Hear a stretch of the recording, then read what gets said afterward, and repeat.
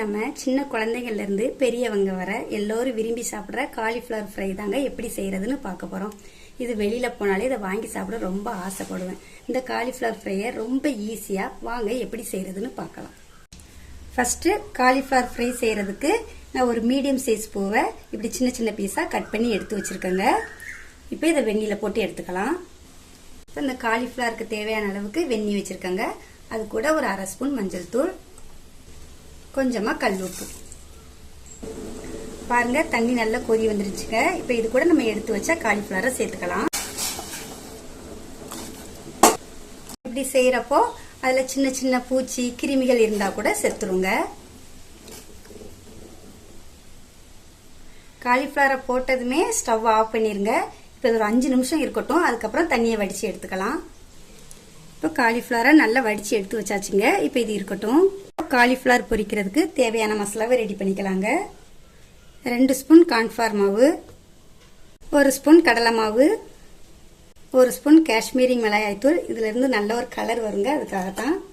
இது கூட 1 spoon normal மிளகாய்த்தூள், கொஞ்சம் காரத்துக்காக 1 ஸ்பூன் மல்லித்தூள், ஒரு 1/4 ஸ்பூன் மிளகுத்தூள், அரை ஸ்பூன் கரம் மசாலா பொடி, 1 ஸ்பூன் இஞ்சி பூண்டு பேஸ்ட், கொஞ்சமா உப்பு,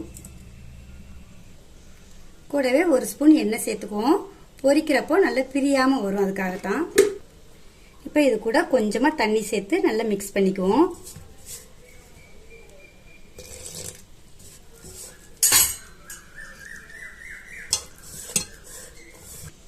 அவ்வளவுதாங்க. இந்த அளவுக்கு மசாலாவை மிக்ஸ் பண்ணா போதும். இப்போ இது கூட வேக வச்ச காலிஃபிளவரை சேர்த்துக்குவோம்.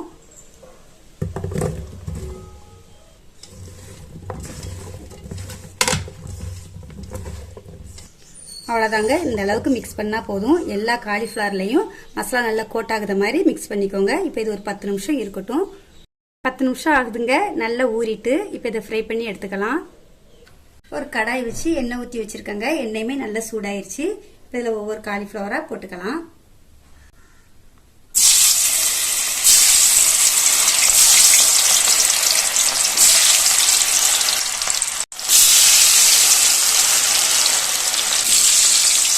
போட்டதும் கிளறாதீங்க. ஒரு 2 நிமிஷம் கழிச்சு பண்ணுங்க. அப்படின்னா மசாலாலாம் பிரிஞ்சு வராம இருக்கும். இப்போ இது எல்லாத்தையும் திருப்பி விட்டுக்குவோம்.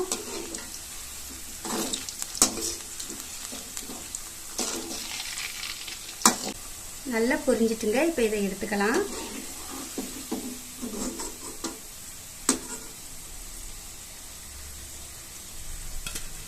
நல்ல எண்ணெய் சூடானதுக்கு அப்புறம் போடுங்க. அப்படின்னாதாங்க நல்லா பொரிஞ்சு வரும். இப்போ இதே மாதிரியே எல்லாத்தையும் பொரிச்சு எடுத்துக்கலாம். அவ்வளவுதாங்க. காலிஃபிளவர் ஃப்ரை அருமையா சூப்பரா ரெடி ஆயிடுச்சுங்க.